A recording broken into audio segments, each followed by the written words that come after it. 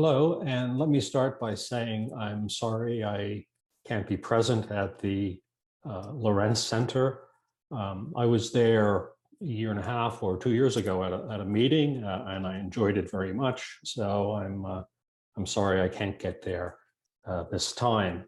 I do want to say thank you to Wendy, Samantha, and Celine for organizing the conference. And hopefully then I'll see you all, and we'll have a discussion of this when some of you are there at the center, and some of us will be, I guess, zooming in. Let me start here by sharing my screen. Okay, so my title today is Surprise: Why Enactivism and Predictive Processing Are Parting Ways. And I'm going to be focusing on the case of improvisation as a way to talk about the relationship between enactivism and predictive processing, but also to talk about chance, surprise, and exploration and things like that. Okay. Here's an outline of what I'll try to get through in the presentation. First, the problem is how to explain improvisation. I'm going to consider two possible approaches. One is predictive processing and the free energy principle, which I'll talk about.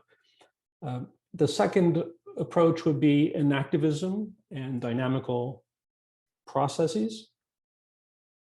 I'll raise a question about whether these two approaches can be integrated in some way. And then I will finish with a conclusion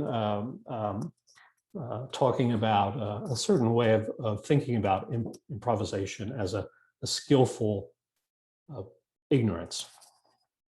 Okay. The problem then is how to explain improvisation. In the case of, for example, jazz and dance, in cases where we're talking about this kind of artistic improvisation, there is a skill-informed selective ignorance, I will argue. That is, you need to know a lot about your craft, different traditions within your genre, and you need to have skilled know-how. But in some sense, you don't know what you are going to do or where the music or the movement will take you.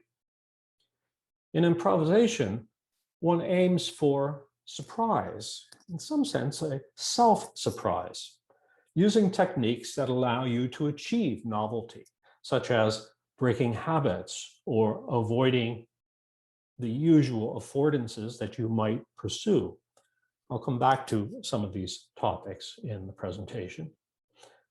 But also, part of what allows for the possibility of surprise is chance, the source of which may be the environment or perhaps other performers. And the question is, can we explain how these various factors interact? These factors that involve not only your own know-how, not only the affordances offered by the environment, but also a kind of knowledge of different traditions and, as we'll see, very specific embodied skills and so forth. There is a model which I've talked about before in presentations, and also I've published a couple papers on this, deriving from performance studies. It's called the meshed architecture model. And a good source for understanding this is Christensen, Sutton, and McElwain in a 2016 paper. I've tried to extend their analysis by making it more embodied. And so I think of the meshed architecture model as an embodied cognition model that explains how cognition, motor control processes, environmental, social, cultural, and normative factors are integrated in performance, in those kinds of performances of jazz or dance that you can find in the arts. It's a model that is a good, I think, starting point for seeing the complexity involved in performance. But there's a further question, and that is, how precisely does the integration take place?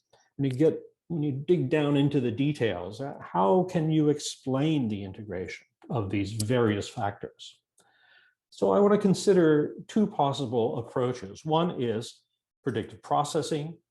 The other is enactivism. I'm going to argue that predictive processing, which conceives of the mind as set up to avoid surprise, will not be able to explain improvisation if it stays with its own principles. And in contrast, I'll argue, enactivism can offer a good explanation of improvisation. So I'm laying my cards on the table right up front here. I'm going to champion the enactivist view here, and I'm going to be somewhat critical of the predictive processing view. But let's first of all get some idea of these different approaches. First of all, predictive processing, and we'll come back to the free energy principle. I'm going to here, I can only give you a kind of rough and simple guide, maybe oversimplified as well, given time constraints. It's not a brand new approach. It has its roots, at any rate, in the work of Helmholtz back in the 19th century, where Helmholtz argued that perception is a type of inferential process. This is taken up by the predictive processing approach and is explained in terms of minimizing prediction errors. And so they explain a process called prediction error minimization, PEM. One of the assumptions of this approach is that the brain is pretty much locked up inside the skull and has no direct access to the external world, right? It's pretty dark in there, and your brain doesn't have any kind of access other than the kind of physical processes that take place in the brain as the result of sensory experience. So the problem for the brain is that it needs to represent the world by making probabilistic inferences or forming hypotheses about the world based on an internal model that it constructs, informed by prior knowledge, which is termed in predictive processing approaches priors. If the predictions don't match sensory input, then the brain corrects its inferences in order to minimize prediction errors. Prediction errors are something like conflicts between the sensory input and the internal model that is projected onto the world. These are the various terms that you'll find in the predictive processing literature. We're talking about inferences, hypotheses, priors, prediction errors, and minimizing them. And the whole aim is to reduce, another technical term, surprisal, which means the unexpected variation from the general statistical patterns that are expected to hold in any particular situation. You can think of surprisal simply as a subpersonal version of surprise, our personal level phenomenological surprise that we might experience if we run into an unexpected situation. So surprisal is just a technical term, a subpersonal way of thinking about surprise. Okay, if the brain has no direct access to the world, then there's a kind of uncertainty. You know, what is out there? And this uncertainty about the world starts this process going. And the process depends upon there being prior knowledge, prior beliefs that we get through experience, or perhaps they are hardwired into our system, which at least allows us to start predicting what we might find in the world and to form what are called generative models. So a generative model is a statistical estimate, or in clearer terms, maybe just a representation of what is out there in the world.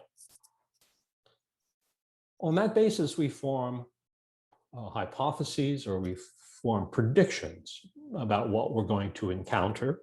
And then, of course, we get evidence coming through our senses. The sensory input provides information. And then we see how well our hypothesis matches up or doesn't match up to the sensory input. What you have there will be, in the difference, a set of prediction errors, a kind of mismatch between your prediction and the sensory input. What you find in prediction errors then is this surprisal, or in other terms, which we'll get to later, free energy. Okay. Once you run into prediction errors, what you want to do is try to get rid of them. And so what you do in perceptual inference is that you revise your predictions, and then with the revised predictions, go back to the world and test them out again. So in reducing the mismatch or the surprise, or the prediction errors, you get closer and closer. You approach a good conception of what is in the world. The internal processes that are being described here are organized in a kind of complex hierarchical set of processing in the brain. And the processing itself is a kind of inference making based on Bayesian probability. So predictive processing will basically point to Bayesian probability theory in order to explain how precisely this process takes place. There's another possibility, however, and this is referred to as active inference. When we keep the prediction or the generative model stable, and we move or act in order to change the world, which ultimately will change the sensory input, which in that way can reduce prediction errors. So we try to make the world more like our predictions, or more like our model of it. So we take action that ultimately changes the sensory input, and that does the same thing in the sense of reducing the prediction errors. Ultimately, active inference serves this kind of internal minimization process. So we get ultimately, in the end, two different ways of reducing prediction errors. These are interesting things that we'll come back to, these two different ways of doing it. The idea that the organism or brain has no direct access to the world is usually explained in terms of a mathematical formalism, simply referred to as a Markov blanket. The Markov blanket defines the boundary of the system, or it closes off the system from the surrounding world. Where do you draw that boundary? Well, there are debates about that. One theorist, Jakob Hoey, basically says the Markov blanket surrounds the brain, creates a boundary between the brain and the world. And because the brain has no access to the world, cannot cross that boundary, you need this inference process that allows the brain to sort of guess and then correct itself in minimizing predictive errors. one part of the debate is whether we should think of the Markov blanket as cutting off the brain from the world, or the cognitive system, however you define it, from the rest of the world, or does it rather allow for a coupling or interaction of system and world? And the implications of these two different conceptions will lead to a difference ultimately between predictive processing and a more enactivist conception. But Jacob Howie argues for a strict closure. Philosophically, he's an internalist. Everything happens inside the head, according to Howie. So he says prediction error minimization should make us resist conceptions of a mind-world relation on which the mind is in some fundamental way open or porous to the world, or on which it is in some strong sense embodied, extended, or inactive. Instead, PEM reveals the mind to be inferentially secluded from the world. It seems to be more neurocentrically skull-bound than embodied or extended. And action itself is more an inferential process on sensory input than an active coupling with the environment. Another predictive processing theorist, Andy Clark, also endorses the isolation of the brain, although he thinks that active inference allows for an opening onto the world. So he says, the brain must discover information about the likely causes of impinging signals without any form of direct access to their source. All that it knows in any direct sense are the ways its own states, for example, spike trains, flow and alter. In that restricted sense, all the system has direct access to is its own states. The world itself is thus off limits. The brain's task then is to take patterns of neural activation and on that basis alone infer properties of the stimulus or what's outside there in the world, according to Clark. Still, Clark, who's very well known for his view on the extended mind, he does allow for a more extended concept of the cognitive system. And so he says, inference, as it functions in the predictive processing story, is not compelled to deliver internal states that bear richly reconstructive contents. It is not there to construct an inner realm able to stand in for the full richness of the external world. Instead, it may deliver efficient, low-cost strategies whose unfolding and success depend delicately and continuously upon the structure and ongoing contributions of the external realm itself, as exploited by various forms of action and intervention. So we'll see that Clark opens up a little bit towards more embodied, extended versions of a predictive processing story. We'll come back to this. But we can note here that this, in fact, pushes us closer to the inactivist starting point, which is something of a self-generating autopoietic system that couples with the environment, that integrates with the environment in some fashion. Okay, so that's the kind of very quick primer on predictive processing. So just that we are familiar with that story. Some of you, I'm sure, already know much more about predictive processing than we just rehearsed. But for those of you who don't, I hope that gives you some sense of what's going on there. Now, the question is this: can predictive processing explain improvisation? So clearly, prediction is going to be important for improvisation. To improvise and deal with uncertainty, a performer must project ahead in time. performers need to anticipate under pressing time constraints what comes next, including the actions of others with whom they are dancing or playing music. So I think it seems clear that predictive processing could be an approach that helps to explain improvisation.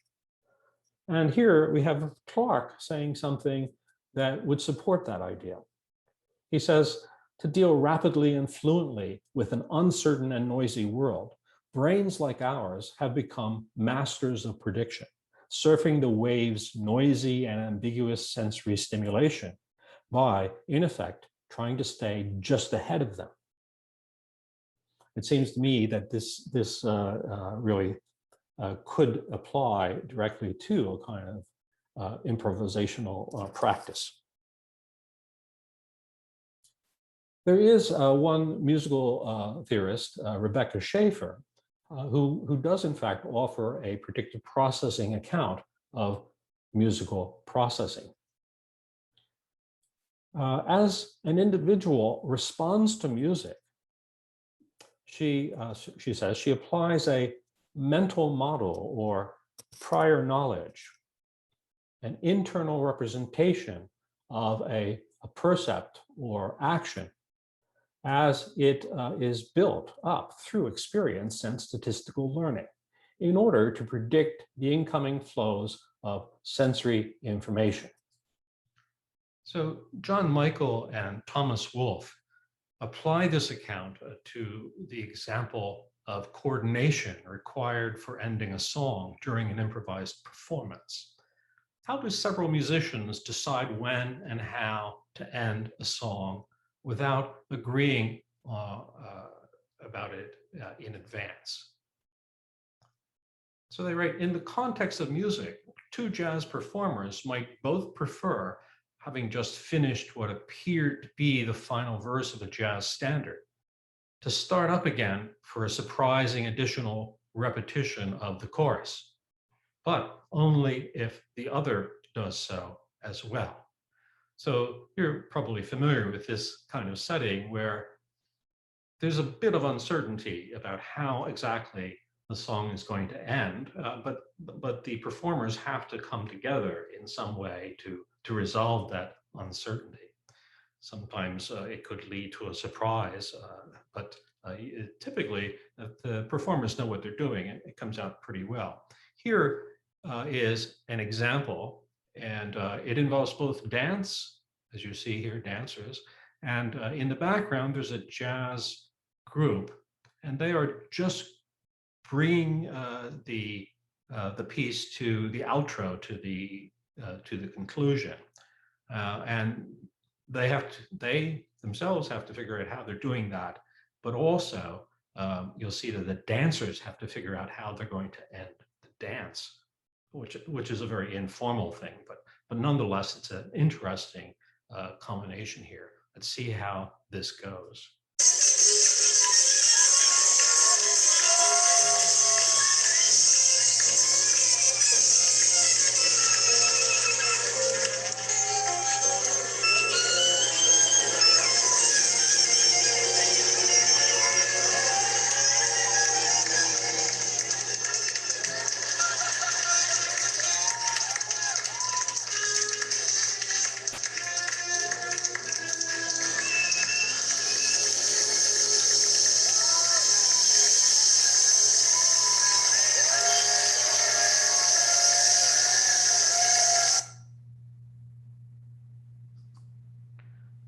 Okay, so I think you can see that that kind of problem is in this particular setting in a twofold way, for the dancers and for the jazz musicians.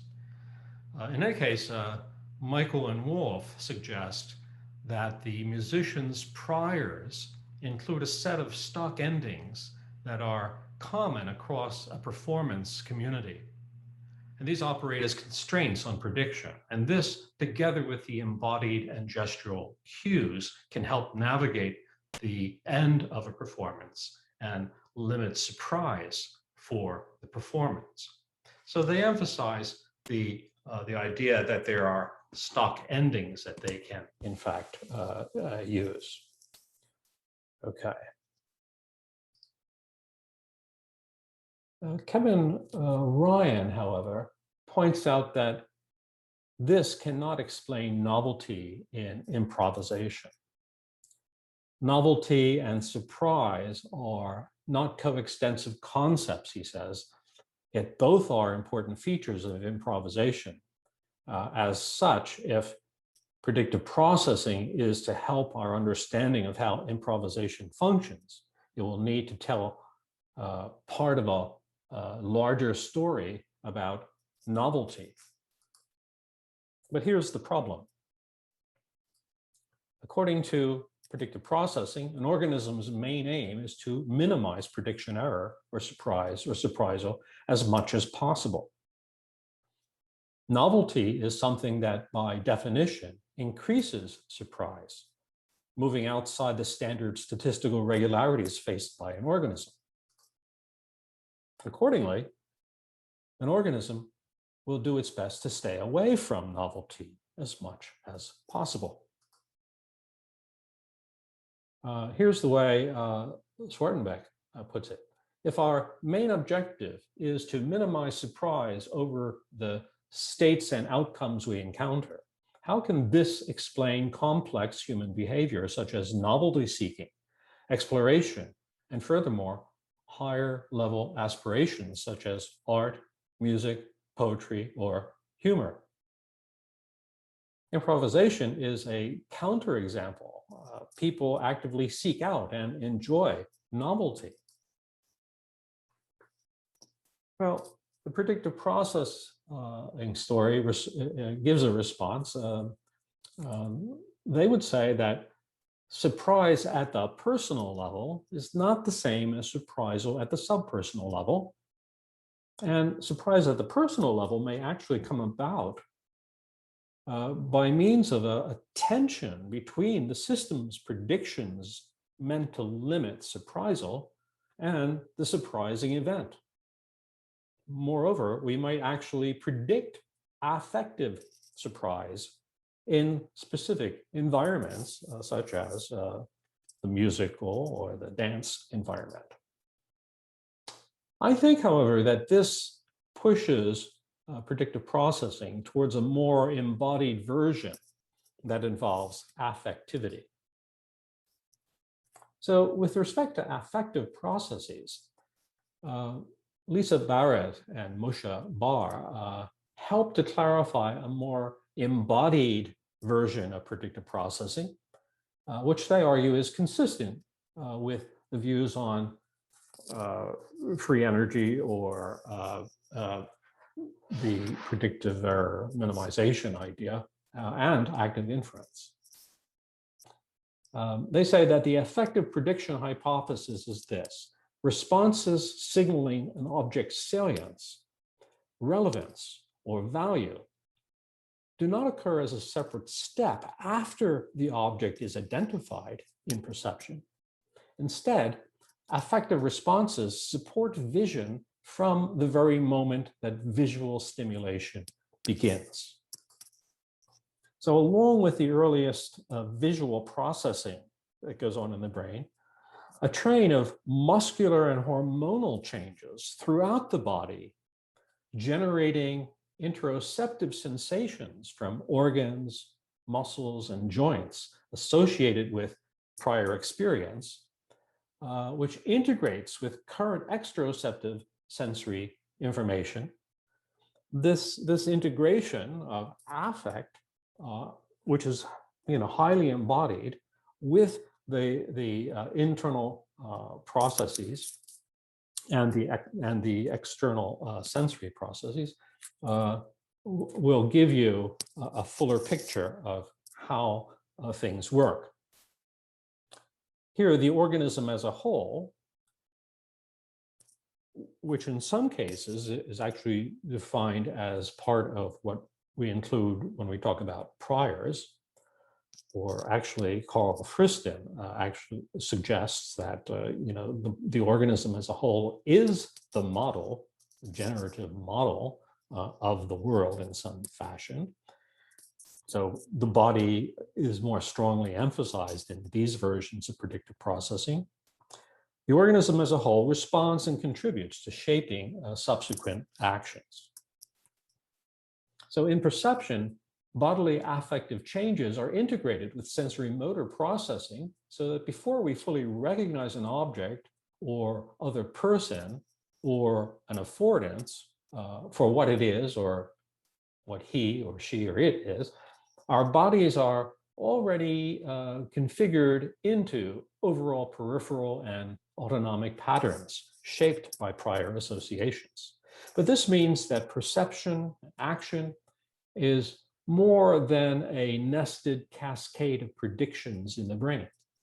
And it's not clear how an affective enjoyment of surprise or anything like aesthetic expressiveness fits in with PEM, or the predictive processing story, if that is in fact a central principle.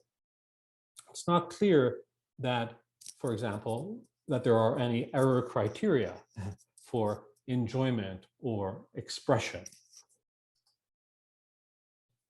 So I think more generally, the improvisational process poses a challenge for a predictive processing representationalist account, since in the process of improvisation, we are not trying to model the world as it is or test out our hypotheses against sensory mismatch, which really is the central part of the predictive processing story.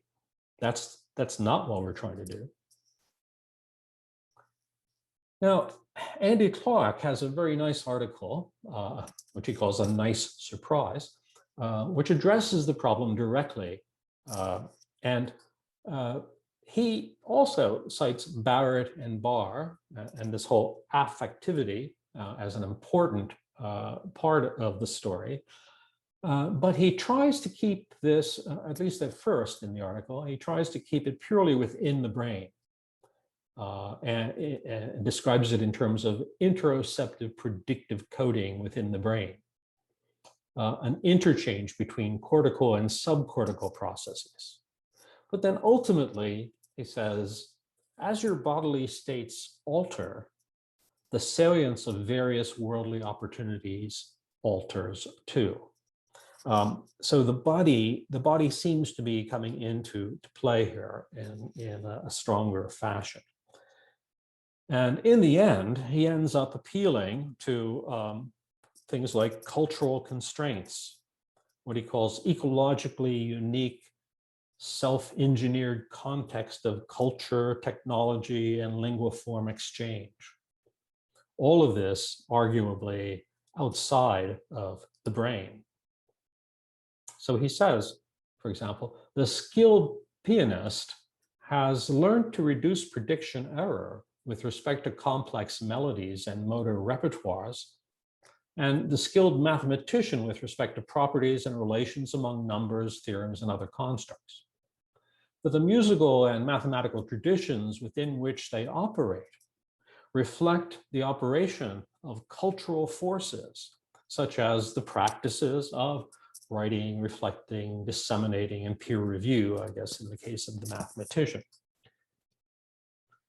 And then, I think, almost as if on cue, he says, these powerful effects are further explored in work by inactivists who are sympathetic to predictive processing, and he names some people, including myself.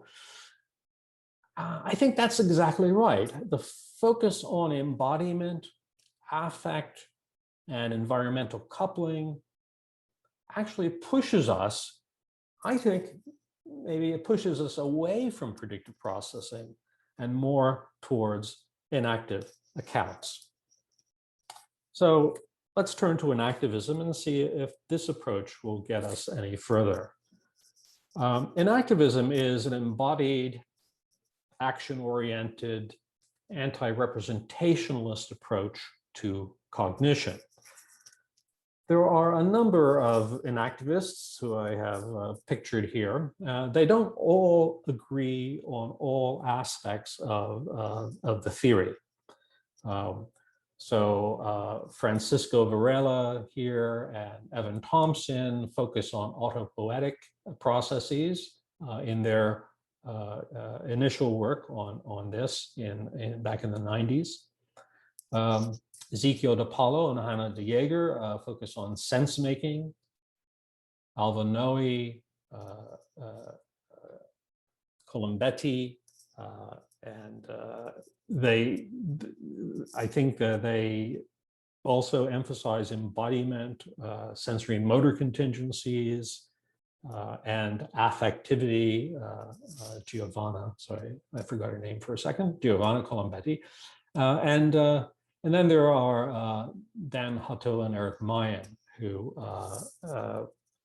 propose what they call a radical inactive type of cognition. Not all in agreement, but there are some things that most of them do agree on. And here is a kind of set of principles that, in a certain sense, will define what we mean by the inactive approach. The first is this, that cognition is not simply a brain event. It emerges from processes distributed across brain, body, and environment. The world, this is to say, our meaningful existence, intentionality, is not pre-given or predefined, but is structured by perception and action. Cognitive processes acquire meaning in part by their role in the context of action, rather than through a representational mapping or a kind of replication that's internal to the mind, a kind of internal model constructed in the mind. It's rather action that is the important aspect here. Cognitive systems are ecologically embedded. They are intersubjective and socially situated. And this really goes against the kind of classic cognitive science, which continues to be internalistic, as we found in Jakob Hoey, for example. Dynamical systems theory can model the dynamical coupling and coordination across brain, body, environment. The processes within the brain, the processes between brain and body and environment are dynamical, and they can be captured in that kind of approach. More complex cognitive functions, sometimes referred to as kind of higher order, but really just more complex cognitive functions, are grounded in sensory motor coordination, as well as affective and autonomic aspects of the full body. And these complex cognitive functions, such as reflective thinking or deliberation, are themselves exercises of a skillful know-how. So it's kind of non-intellectualistic conception of even the more complex cognitive processes. So these 7 principles, I think, summarize most of what the inactivists agree upon. Now the question is, can an active explanation give us an account of improvisation? So in contrast to predictive processing, which makes top-down predictions within the individual system primary and controlling, inactivism takes improvisation to involve distributed control across brain, body, and physical and social environment, where the individual is one dynamically coupled component and not always in full control.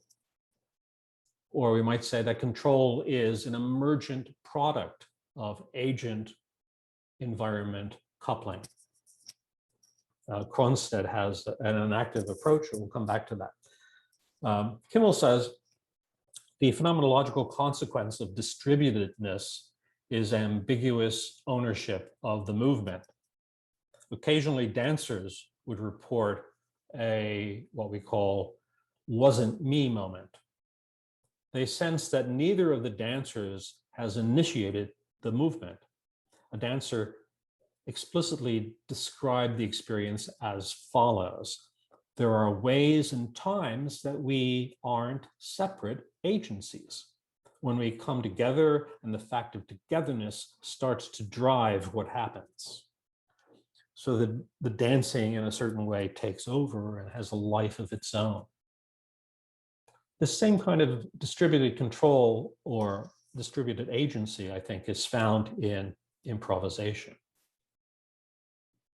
So the factors in the improvisational setting involve not only the performer, but as we talked about before, a kind of mesh of physical, social, cultural, normative factors that operate in a dynamical, nonlinear fashion in which an agent's coupling or attunement with the environment is modulated both by sensory motor schemes and a broad range of environmental features. The phenomenology of agency in such cases attests to the idea that the improvisation is not always under the performer's control. Simon Hofting has a really nice example of this in his work with the Danish string quartet, where the quartet players express the idea that they are not totally in control of the music in many cases. Improvisation can happen when a performer resists the usual affordance or breaks her habitual move, thereby giving up control. And then what happens is that other factors kind of take over, right? If you want to call it a kind of shared control with the other factors involved, or at least the idea that the performer is not in total control in such cases. This breaking of habit or declining the usual affordances comes along without a prediction of what happens next. It's the dancer or the performer doesn't have a plan and doesn't have necessarily doesn't have a specific plan for the next move. The next move happens as a result of this kind of meshing of factors within the process. How the improvisation unfolds is a product of the whole system rather than any one individual component. The system changes its internal states and by means of action changes the environment in kind of ongoing dynamical feedback loops, which seems quite different from any kind of strict Markov blanket setting of boundaries. Again, Kimmel indicates that improvising dancers, rather than formulating intentions to guide their performance, constantly respond to micro affordances, the opportunities shaped by environments and other performers that are quickly there and gone, right? For the next move, there may be a kind of affordance that one can follow or that one can resist and just let something else happen. But they are, quickly dissipated. The improvisation in music or dance, then in this sense, takes on a life of its own. Here's Christian Kronstedt. He is a student of mine, and that's him. He's a professional breakdancer.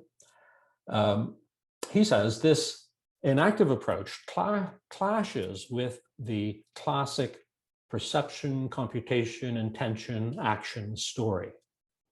Dancers do not hold set individual intentions and then carry them out through motor plans. This would lead to partners clashing with one another.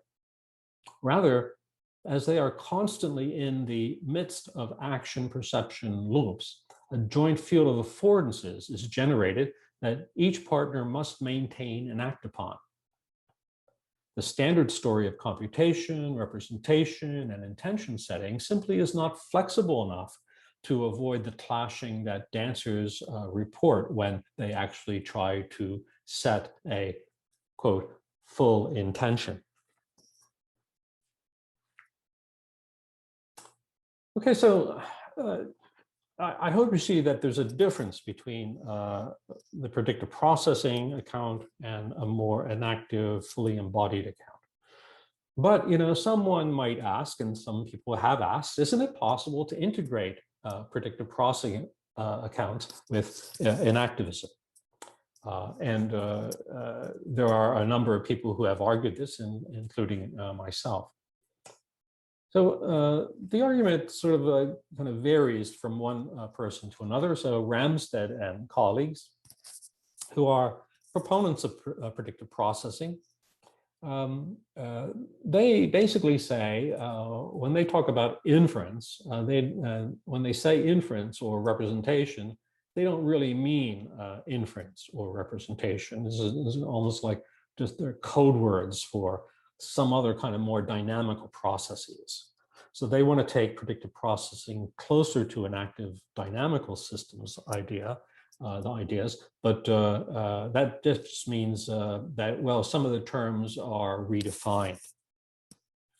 And Micah Allen and I also, in a similar way, suggested, yeah, perhaps we can get these two things together, but one has to give up neurocentric internalism and the concepts of inference, internal model, and representation, and go with a more enactivist vocabulary of affordance, attunement, resonance. But then if we do that, the question is, what is left of predictive processing? And Carl Friston, who is the guru here of predictive processing, has written papers with just about everyone in the world, and he seems to shift between a kind of internalist Jacob Howey's view to a slightly more externalist Andy Clark type view, and more recently has been writing with inactivists, you know, proposing that we can think of it in inactive terms. And I think the reason he can do this is that his main concern is for the mathematics behind all of this, rather than for any philosophical interpretation. So he can go along with this interpretation or that interpretation as long as we keep the mathematics correct. On the other hand, for Friston, the PEM idea actually generalizes to a life principle explained in terms of the free energy principle, FEP, which seems to relate, he thinks, to inactive conceptions of autopoiesis. So here, this is the only place that the free energy principle is coming to play a role here. But you can think of the free energy principle simply as a kind of general version of prediction error minimization. What you want to do is minimize free energy in a system in order to avoid, again, surprisal and all of that.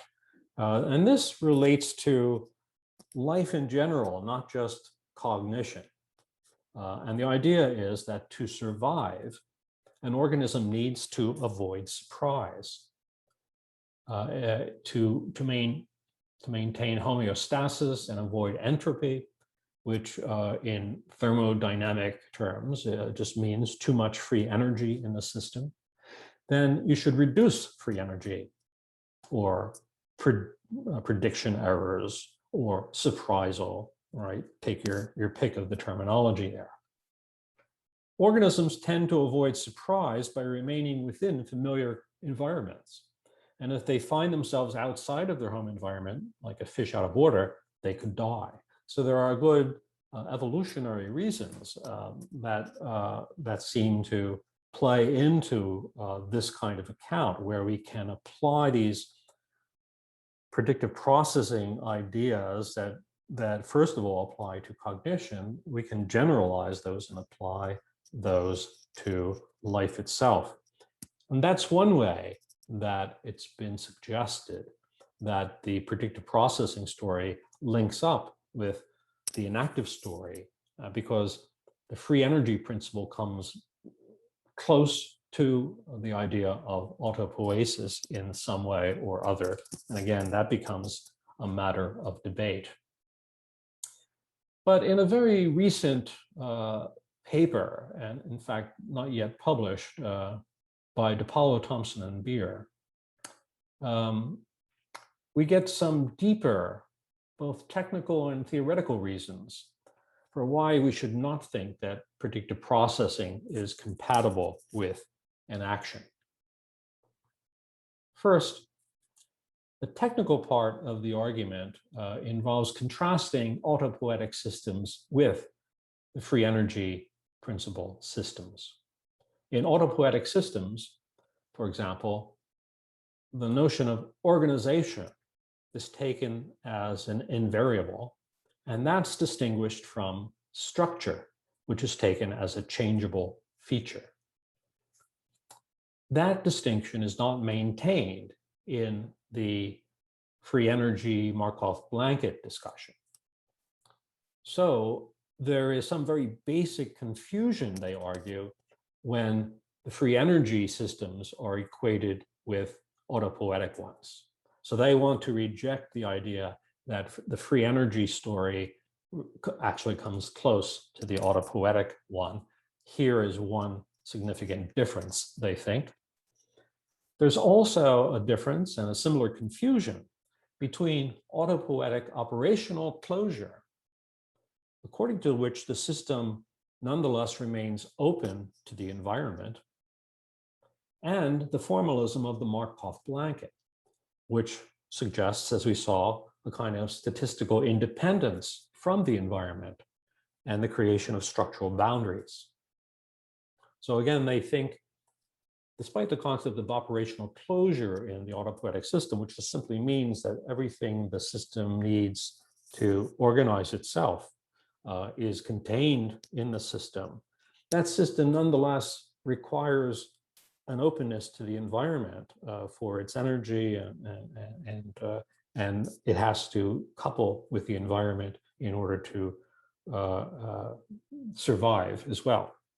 So in any case, there's a contrast there as well. And there's also a contrast between, they argue, between the non-equilibrium steady state features of the free energy system and what they call the historicity of the inactive system, where historicity means just simply the importance of the system's history for its existence.